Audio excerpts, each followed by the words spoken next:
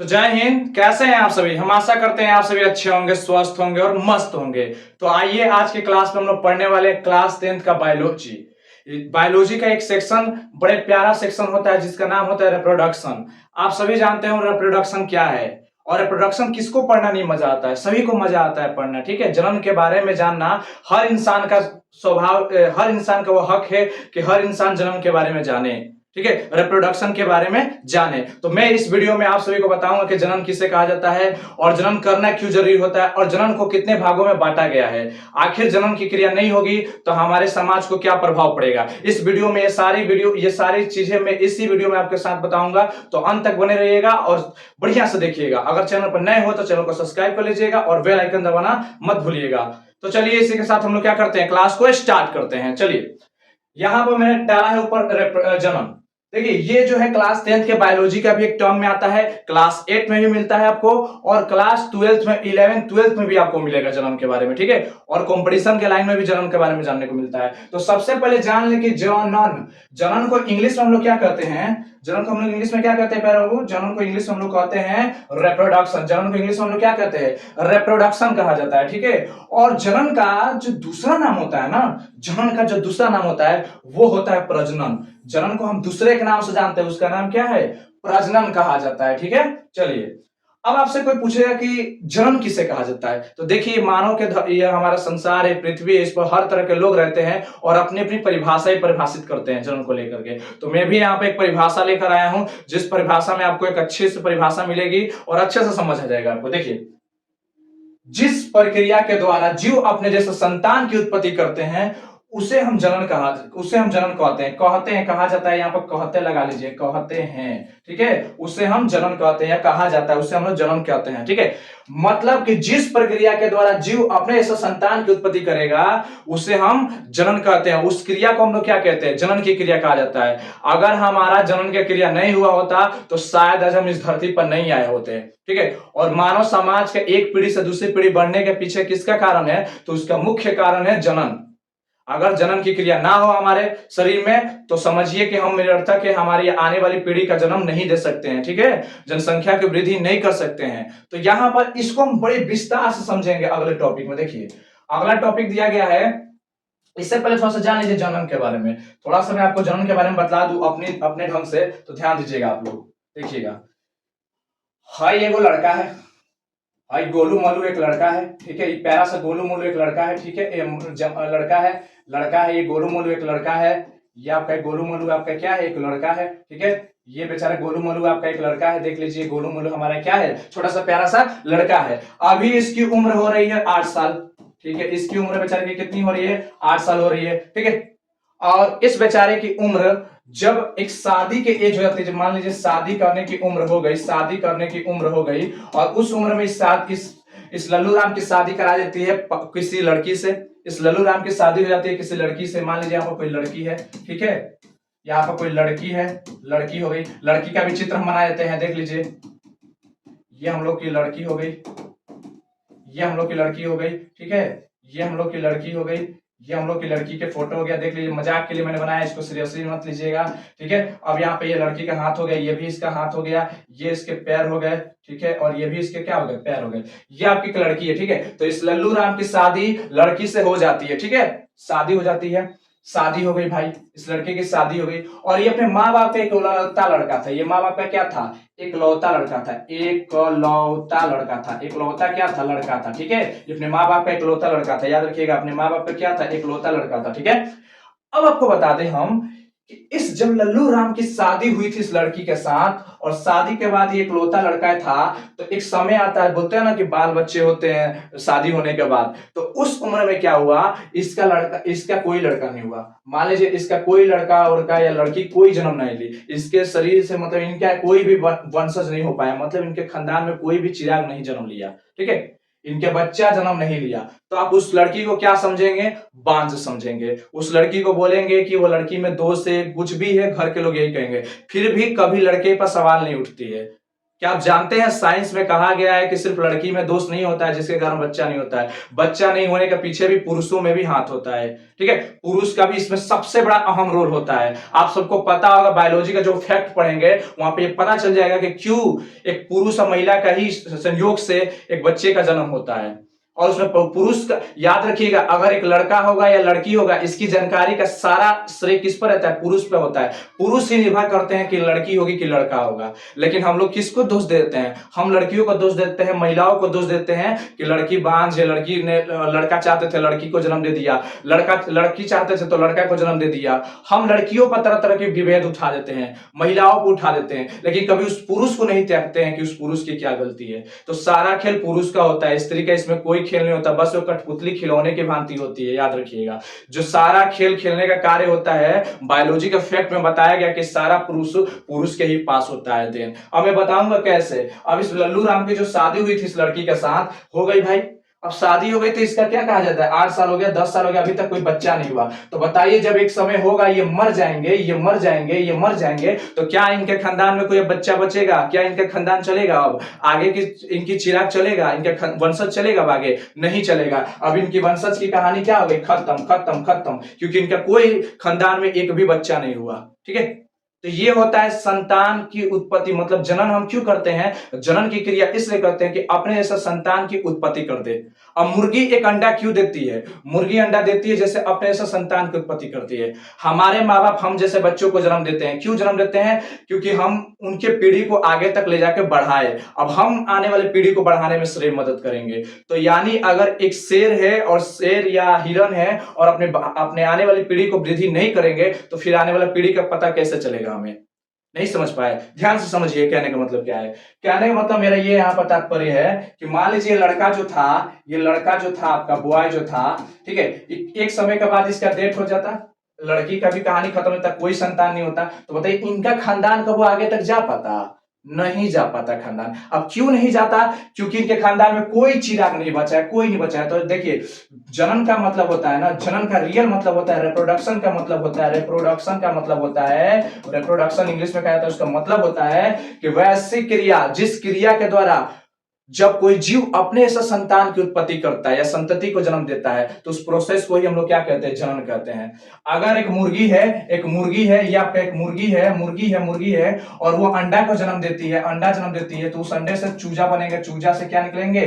वो बड़ी बड़ी फिर मुर्गियां बन जाएगी, बनेगी कि नहीं? मुर्गी फिर बनेगी कि नहीं? बताइए, ये मुर्गी से अंडा हुआ, अंडा से चूजा निकला, चूजा से फिर मुर्गी बनी कि नहीं? बनेंगे जरूर। हम ही देख लीजिए, हमारे माँ बाप बचपन में बच्चे होंगे, हमारे माँ बाप बचपन होंगे, बच्चे सब क्या हो गए? बड़े हो गए। हमारे माँ बाप क्या हो गए? बड़े हो गए। अब बड़े हो गए तो वो बड़े हो गए, अब उन्होंने हमको जन्म दिया, हम लोगों को जन्म दिया। अब हम धीरे धीरे क्या है? बच्चे हैं, ठीक है, और हम धीरे धीरे क्या होंगे? बढ़ेंगे। हम क्या होंगे? बढ़ेंगे। अब हम बढ़ करके फिर हमारा शादी ब्याह होगा, तो हमारे बाल बच्चे होंगे। अब उन बच्चों के उस समय बढ़ाएंगे, लालन पालन करेंगे, उन बच्चों के भी फिर बच्चे होंगे, उन बच्चों को भी। इस तरह से क्या चलता जा रहा है? पीढ़ी दर पीढ़ी चल रहा है। इसका सारा श्रेय किसको कहा जाता है? जनन को कहा जाता है। यानी इंसान अपने जाति, अपने कास्ट को बढ़ावा देने में मदद करता है। कहने का मतलब बताया ना कि अंडा देने वाली, वही अपने जीव अपने जैसे संतान की उत्पत्ति करना चाहते हैं, उस प्रोसेस को ही कहा जाता है जनन। ठीक है, आप सबको समझ आ चुका होगा। चलिए यहां पर ध्यान दीजिए, यह आपने समझ लिया। अब इसका दूसरा, इसके बाद देखिएगा अब क्या बोला जा रहा है। एक नोट में क्लिप याद रखिए, एक नोट का क्लिप याद रख लेना है। एक नोट में क्या याद रखना है? नोट का क्लिप याद रखना है आपको, नोट याद रखना है। देखिए नोट में क्या याद करना है कि इस प्रक्रम से जीवों की अपनी संख्या में बढ़ोतरी होती है। बताइए, मुर्गी, अगर मुर्गी के अंडे को हम बच्चा जन्म देने ही ना दे, उसको खा जाए बच्चे को हमेशा, कभी मुर्गी के अंडे से चूजा निकल में नहीं गए, तो फिर इस धरती पर मुर्गी का प्रजाति रहेगा? अगर एक शेरनी बच्चे को जन्म दे या उसके बच्चे को मार दिया जाता है बड़े होने से पहले, तो क्या उसका खानदान कभी बढ़ेगा? उसके वंशज कभी बढ़ेंगे? नहीं बढ़ेंगे। आप है अभी, ठीक है, मैं हूं और मेरा शादी हुआ, ठीक है, और मेरे जो बच्चे होंगे, बच्चों को मार दिया गया, तो क्या मेरा खानदान बढ़ेगा? नहीं बढ़ेगा। वैसे अगर एक गाय है, उस गाय के बच्चा जो हो रहा है, उस बच्चा मर जाता है, तो बताइए उसका खानदान आगे बढ़ रहा है? नहीं। तो संतान की उत्पत्ति हम लोग करते हैं अपने जनन प्रक्रिया, यानी अपने जीवों में संख्या को बढ़ाते हैं। क्यों? क्योंकि अपनी प्रजाति को बढ़ाने के लिए हम परिक्रम करते हैं। कौन सा? जीव जनन की प्रक्रिया हम लोग करते हैं। देखिए, अब भाग इसमें कौन लेता है, पूछा जाता है भाग किसमें कौन लेता है, जनक भाग लेते हैं। अगर एक हमें जन्म देना है, अगर हमको जन्म देना है, तो एक पुरुष और महिला का संबंध होगा, तभी जाके हमारा जन्म हो सकता है। एक इंसान का जन्म कब होगा, जब एक पुरुष और महिला का सम्मेलन होगा, मिलन होगा, तब जाके एक बच्चे का जन्म हो सकता है। तो यहाँ पर पेरेंट्स के तौर पर हमारे काम कर रहे हैं, ठीक है। अगर मुर्गी एक अंडा को जन्म दे रही है, तो इसका अंडे को जन्म देने से जो चूजा निकल रहा है, उसका श्रेय किसको जा रहा है, उस मुर्गी को जा रहा है। याद रहेगा, गाय जब बछड़े को जन्म दे रही है, तो बछड़ा से जो बछड़ा बन रहा है, वो गाय का श्रेय जाता है कि गाय ने उस बच्चे को जन्म दिया। तो पेरेंट्स हमारे जनक होते हैं, याद रखिएगा। इसमें सबसे बड़े भाग कौन लेते हैं, पेरेंट्स भाग लेते हैं। आप बोलते हैं ना, गाय को किसके पास ले जाना, जब गाय जब गर्भवती नहीं होती है, तो बोला जाता है उसको वो सांड के पास ले जाने से। सांड के पास क्यों ले जाते हैं, क्योंकि वो मेल होता है। सांड जो होता है क्या होता है, मेल होता है, ठीक है। और जो गाय होती है हमारी, वो गाय होती है हमारी फीमेल होती है, ठीक है। अब मैं बताया हूं कि कभी भी अब जानवर है जो भी एक जीव का दूसरे जीव से संभोग करने के लिए, यहाँ पर मतलब मिलन करने के लिए, यहाँ पे याद रखिएगा कि यहाँ सांड और गाय का सम्मेलन होगा, मिलन होगा, और उस मिलन के दौरान जो बच्चा उत्पन्न होता है ना, वही हमारा आने वाले खानदान को बढ़ाता है, पीढ़ी को बढ़ाता है, याद रखिएगा, ठीक है। तो यहाँ पे आपको याद रखना है कि जनक कौन कहलाएंगे, तो ये कहलाएंगे सांड और गाय का जो होगा, ये आपके जनक कहलाएंगे। अगर आपके माता पिता इसमें भाग ले रहे हैं, माता पिता भाग ले रहे हैं, और उसके पश्चात आप जन्म ले रहे हैं, आपकी जन्म हो रही है, तो आपके माता पिता ये जनक कहलाएंगे, ठीक है। मतलब कि आपको जो जन्म देने वाले लोग हैं ना, वही आपके जनक कहलाएंगे, समझ लीजिएगा। जिन्होंने आपको जन्म दिया वही आपके जनक कहलाएंगे। और जिस दिन बड़े होकर के आपका शादी ब्याह हो जाएगा और आप किसी बच्चे को जन्म दे देंगे, तो वो आप जनक बन जाएंगे। यानी आपकी पत्नी और आप मिल करके जो बच्चे को जन्म देंगे, उस बच्चे के जनक आप कहलाएंगे, ठीक है। तो ये चीज जनक के बारे में समझ आ गया। अब देखिए, जनक का मतलब यहाँ पर ध्यान दीजिए क्या कहा जा रहा है कि जनक की क्रिया में, देखिए जनन की क्रिया में भाग लेने वाले को जनक कहा जाता है। मेरे सही पता ना, अगर एक बछड़ा को जन्म देना है, गैया को जन्म देना है, आप सोचिएगा गैया से एक बछड़े को जन्म देना है, तो उसके लिए किसको चाहिए, सांड चाहिए हमें। बिना सांड का नहीं हो सकता, गाय बछड़ा नहीं दे सकती है।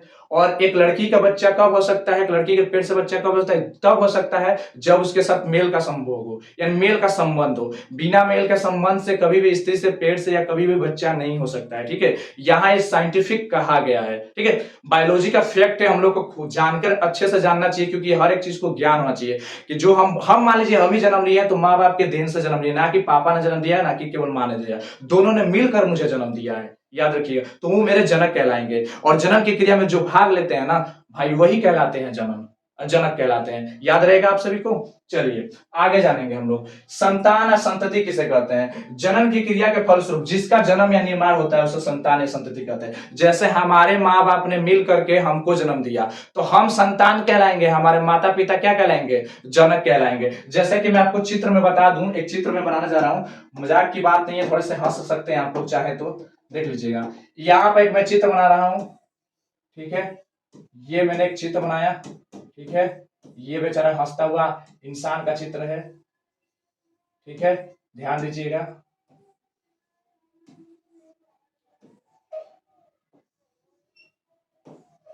ये आपका फोटोग्राफ है, ठीक है। ये इसका हाथ है, ये इसका हाथ है। देखिए इस लड़के, ये लड़का है, और इस लड़का का शादी हो गया एक लड़की से शादी हो गया, ठीक है। ये लड़की हो गई, ठीक है। एक लड़का का शादी प्लस एक लड़की से होता है, ये शादी हो रहा है इन दोनों का। और शादी होने से जो बच्चा हो रहा है, जब एक लड़का और लड़की की शादी की जा रही है और शादी के दौरान जो बच्चा हो रहा है, तो बच्चा कहलाएगा हमारा संतान। क्या कहलाएगा, बच्चा को कहेंगे हम संतान, और इसके माता पिता को क्या कहेंगे, हम जनक कहेंगे। याद रहेगा। तो बिना जनक के कभी बच्चा आ सकता है, तो बोलिएगा नहीं, क्योंकि जनक नहीं रहेंगे तो हम नहीं रहेंगे। अब बताइए, मेरा कोई बच्चा हो सकता है, नहीं हो सकता। जब तक हम भागीदारी नहीं निभाएंगे, हम जब तक शादी ब्याह नहीं करेंगे, जिस लड़की से शादी नहीं करेंगे, तब तक मेरे बाल बच्चे नहीं हो सकते हैं, याद रखिएगा। तो यहाँ पर इंपॉर्टेंट ये रूल निभाता है कि जनक ही रहेंगे तभी बच्चा आ सकता है, संतान की उत्पत्ति हो सकती है, ठीक है। समझ आ चुका होगा आप लोगों को। चलिए आगे देखेंगे। इसमें हम लोग, आप पूछ रहे हैं कि सभी जीवों के लिए जन्म क्यों जरूरी है। भाई सभी जीवों के लिए जन्म क्यों जरूरी है, ये हम लोग का सभी जीवों के लिए जन्म क्यों जरूरी है। मैं आपसे बता दूं कि सभी जीवों के लिए जनन क्यों जरूरी है। देखिए, आप देखिए, जितने भी समस्त पृथ्वी पर जीव है उन सबको जनन करना क्यों जरूरी है, आवश्यकता क्या है, समझिएगा फैक्ट। हम जानते हैं कि कोई भी जीव अपने अस्तित्व को बनाए रखना चाहते हैं। देखिए, जितने भी इस धरती पर जीव है चाहते हैं कि अपने अस्तित्व, अब मैं ही हूं, मैंने इतना धन दौलत कमाया, मान लीजिए मेरे माता पिता ने इतना धन दौलत कमाया, सब कुछ कमाए, किसके लिए कमाया, अपने बाल बच्चे के लिए, और मैं ही ना रहूं, मैं ही मर जाता हूं, मेरे साथ कुछ घटना हो जाती है, तो धन दौलत तो संपत्ति किस काम की। अगर मैं हूं, मेरी शादी ब्याह होता है, जिस लड़की से मेरी शादी होता है और शादी होने के बाद मेरा एक बच्चा होता है और बच्चा किसी कारणवश मर जाता है, उसके बाद मेरे खानदान में कोई बच्चा नहीं होता है, तो बताइए मैं इतना धन संपत्ति कमा कर किसको दूंगा, किसके लिए करूंगा, किसके लिए खुशियां बटोरूंगा। सिर्फ पति पत्नी रह करके तो जिंदगी गुजार ही लेंगे, लेकिन क्या मेरे बच्चे नहीं रहेंगे तो उससे मेरे गुजारा चलेगा, नहीं चलेगा। क्योंकि यहां ध्यान दें कि क्योंकि चलेगा गुजारा तो चल जाएगा, लेकिन हम अपना अस्तित्व नहीं बना पाएंगे, नहीं कह पाएगा कोई कि फलाना का खून है ये, फलाना का खून है। अब अगर मैं किसी, मान लीजिए मेरे दादाजी के बाद मेरे पापा जी आए, पापा जी के बाद मैं आया, ठीक है, मेरे बाद मेरा बेटा आएगा, तो मेरा बेटा गर्व से कह सकता है कि मेरे दादाजी का नाम ये है, मेरे बाबा का नाम ये है, मेरे परदादा का नाम ये है, तो क्योंकि वो उस खानदान से आया है, उस खानदान से निकल के आया है, इसलिए वो कह सकता है, क्योंकि वो उसका अस्तित्व बन रहा है वहां पर। याद रखिएगा, अस्तित्व को बनाए रखना। अभी मैं अपने पापा का नाम अभी यहाँ पर चला रहा हूँ, ठीक है, मेरे बाद मेरा बच्चा का आगे चलाएगा मेरा नाम को, उसके बाद उसका बच्चा चलाएगा, तो ये क्या हो रहा है, खानदान अस्तित्व को चलाए जा रहे हैं। मतलब कि एक शेरनी जब एक बच्चा को जन्म देगी, क्या करेगी, बच्चे को जन्म देगी, तो वो बच्चा भी एक दिन बड़ा होकर के एक बच्चा को जन्म देगा, ठीक है, वो बच्चा भी एक दिन बड़ा होकर के फिर एक बच्चे को जन्म देगा। तो इस तरह से क्या हो रहा है, ये अपनी प्रजाति को क्या कर रही है, बढ़ा रही है, अपनी प्रजाति को क्या कर रही है, बढ़ा रही है। किस प्रक्रिया द्वारा, तो जनन की प्रक्रिया द्वारा, ठीक है, कि हमारी प्रजाति खत्म ना हो, मतलब जिस प्रजाति के हैं वो प्रजाति खत्म ना हो। देखिए, विलुप्त हो रहे हैं। कभी आपको एनाकोंडा ज्यादा मिलता था, अमेज़न के जंगल में बहुत कम हो गए हैं। कभी आपने सुना था कंगारू आपको ज्यादा मिलता था, वो भी बहुत कम नजर आ रहे हैं। शेर आपने सुना था, वो भी बहुत कम नजर आ रहे हैं। बाघ आपने सुना था, बहुत कम नजर आ रहे हैं। डायनासोर जिसका नाम हम लोग बहुत सुनते थे, वो तो नजर ही नहीं आते इस धरती पर। क्रोकोडाइल जिसको मगरमच्छ कहा जाता है, वो भी कम नजर आ रहे हैं। मतलब हमारे इस देश के अंदर, मतलब हमारे पृथ्वी के अंदर समस्त जीवों की संख्या दिन प्रतिदिन क्या हो रही है, घट रही है। और जिनकी जनसंख्या घट रही है उसको कृत्रिम तरीका से उसमें जनन कराने की कोशिश की जाए, कि कृत्रिम तरीका से जनन करा करके उसके विधि को क्या किया जाए, उसके प्रजाति को क्या किया जाए, बढ़ाया जा सके, ठीक है, ये किया जा रहा है सरकार के द्वारा। अतः जीव अपने नए पीढ़ी को विकसित करने के लिए जनन करते हैं। मैंने बताया ना कि जीव चाहते हैं कि मेरे खानदान का नाम बढ़े, मेरे ही खानदान के लोग आए और मेरे जैसा पीढ़ी बढ़ता जाए।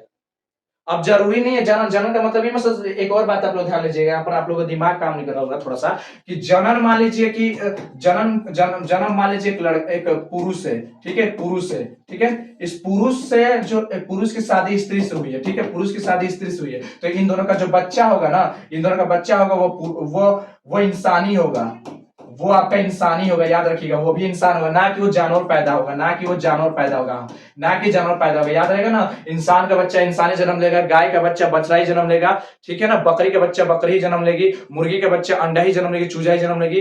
तो इस तरह से जिस कास्ट के उसी जास्ट में, अगर तोता है तो तोता का जाति होगा, कौआ है तो कौआ के प्रजाति जन्म लेगा, कोयल है तो कोयल की प्रजाति, मतलब जो है उसी प्रजाति को आगे बढ़ाएंगे जीव, ठीक है। यहाँ पर याद रखें, चींटी है तो चींटी अपनी प्रजाति को बढ़ाएंगे, ठीक है, तो ये प्रजाति को बढ़ा रहे हैं यहाँ पर, ठीक है। तो ये चीजें थी वहां पर, जनन की प्रोसेस में थी, यहाँ पर आपने देखा।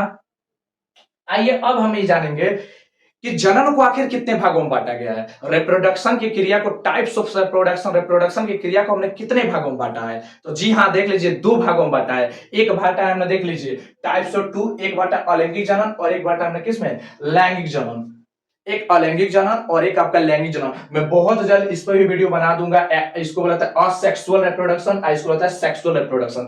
ये टॉपिक याद रखिएगा कि जनन के प्रोसेस के बगैर हम अपने धरती पर किसी भी संतान की उत्पत्ति नहीं कर सकते। संतान की उत्पत्ति करने के लिए हम जनन का प्रोसेस ही करते हैं। अगर अभी हमारा, मान लीजिए हमारा खानदान चल रहा है, आपका ही खानदान चल रहा है, आपके मम्मी पापा है ना, उसके बाद आपका शादी होगा, और जब आपकी शादी होगी तो आपसे बच्चे होंगे, वो बड़े होंगे तो उनके बच्चे होंगे, वो बड़े होंगे तो उनके बच्चे होंगे। तो ये हम क्या कर रहे हैं, जनन की प्रक्रिया को अपना रहे हैं। इससे हमारे खानदान, हमारे समाज का, हमारे जो वंशज है वो क्या हो रहे हैं, दिन प्रतिदिन बढ़ रहे हैं। याद रहेगा।